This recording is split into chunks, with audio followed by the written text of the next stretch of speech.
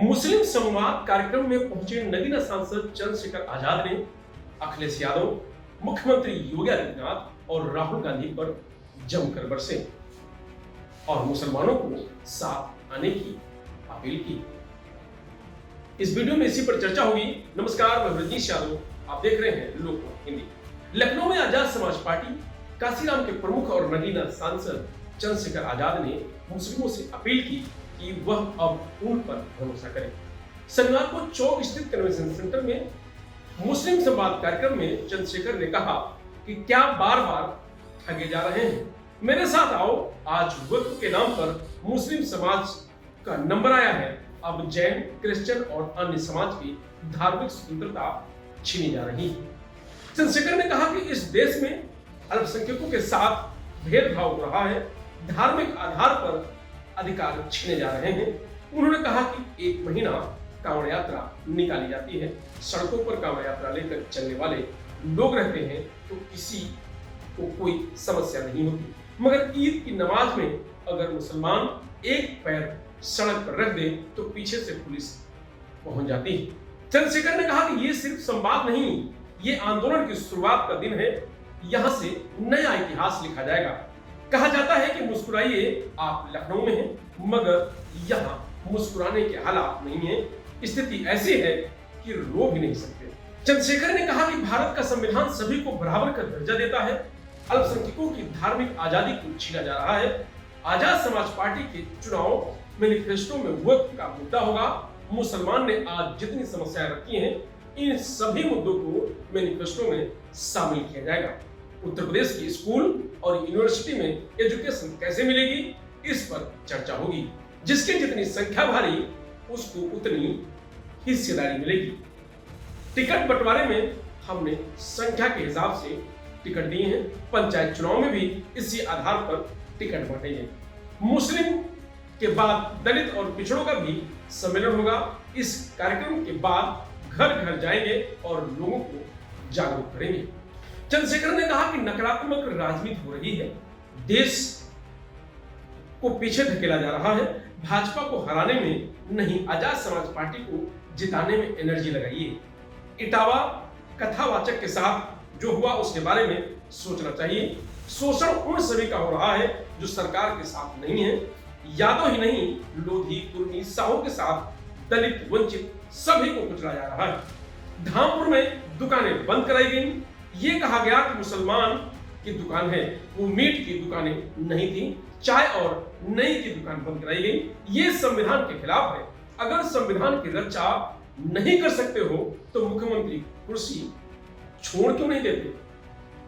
मुसलमानों को शूद्र बनाने की तैयारी की जा रही है। मुस्लिम से शिक्षा और अधिकार छीने जा रहे हैं। स्कूल मर्ज करने के नाम पर शिक्षा छीनी जा रही है। जीवन के आखिरी क्षण और खून की आखिरी बूंद तक पिछड़ों और पीड़ितों के साथ रहूंगा। तो राजधानी लखनऊ से चंद्रशेखर आजाद ने एक बिगुल फूंक दिया है पंचायत चुनाव को लेकर के। लेकिन क्योंकि मैं संवैधानिक पद पे और मैं संवैधानिक तरीके को ही सही तरीका मानता हूं, तो मैंने तब दिया था एक बयान इस गांव में नजीबाबाद के, और वो बयान ये था, आज भी वो तार्किक है। आज जब मैं उस बयान को दोहराऊंगा तो भी मीडिया हो सकता है पता नहीं क्या क्या कहकर चलाए, लेकिन आज भी मैं उस स्टैंड पर खड़ा हूं। मैं एडवोकेट चंद्रशेखर आजाद ये मानता हूं कि भारत का संविधान सभी को बराबर की आजादी देता है, सभी को बराबर के हक देता है, सभी को बराबर के अवसर देता है। और आज भी मैं इस बात को दोहराते हुए कहता हूं कि भारत में बहुत बड़े पैमाने पर धार्मिक अल्पसंख्यकों में मुसलमानों की, जैनों की, सिखों की, बौद्धिस्टों की, ईसाइयों की धार्मिक आजादी को छीना जा रहा है। मुझे इस बात को कहने में कोई शिकवा शिकायत नहीं है। ये हो रहा है आंखों के सामने।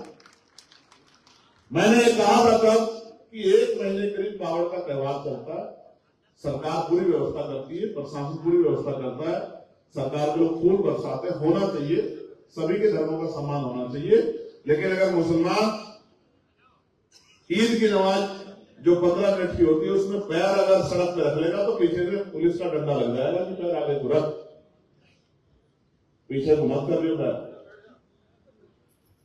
उस बात को गांव के लोगों ने रिपोर्ट किया और मेन स्ट्रीम मीडिया के लोगों ने चलाया कि चंद्रशेखर आजाद का विवादित बयान। तो भैया कौन सा विवादित बयान है मुझे ये तो बता दो, कौन सा विवादित हिस्सा है उसका। इसलिए मैं मीडिया के साथियों को, जो बहुजन मीडिया के साथी हैं, यूट्यूबर्स हैं, उनका भी बहुत बहुत धन्यवाद करता हूं। प्यारे साथियों, ये कार्यक्रम जो है मुस्लिम संवाद, समस्या और समाधान, आप तीनों लोग पहले बैठ जाओ, दूसरी बात नहीं बोल रहा हूं। ये जो वॉलंटियर साथी हैं इनको कह रहा हूं, मैं एक बात को एक ही बार बोलता हूं और मुझे उम्मीद है कि मेरे भाइयों की बात को वो समझ में आ जानी चाहिए। उसके बाद आपको कह रहा हूं, ग्रीन शर्ट वाले बच्चे, आपसे कह रहे हैं, आपसे कार्यकर्ता हो ना आप, तो बैठिए ना सर, आपसे कह रहे हैं बैठने के लिए। ये पत्रकारों का नहीं पढ़ने देना, आप बैठ जाओ, आप बैठ के सुनो, सुनोगे नहीं तो फिर अमल कैसे करोगे, उस पर काम कैसे करोगे। जब टीचर कक्षा में पढ़ाता है और जो स्टूडेंट टीचर की बात पर ध्यान न देके इधर उधर की बातों पर ध्यान देते हैं, जंगले को झांकते हैं, फोन पे ध्यान देते हैं, आपस में बातें करते हैं, जब पेपर आता है तो वो उत्तर भी ऐसा ही लिख के आते हैं और वो होता है कि सफाई के नंबर दे देना, बाकी हम पे कुछ आता नहीं। तो इसलिए मैं कार्यकर्ता साथियों से कहूंगा कि वो बैठ के सुने, अपने मेरी बात को अपने दिमाग तक ले जाएं और यहां से जाने के बाद उस पर अमल करें। जब उस पर काम करेंगे तभी तकदीर बदलेगी। अगर तकदीर सिर्फ सुनने से और बोलने से बदलती तो शायद सब में बदल गई, क्योंकि सुनते बोलते तो हम लोग हैं ना।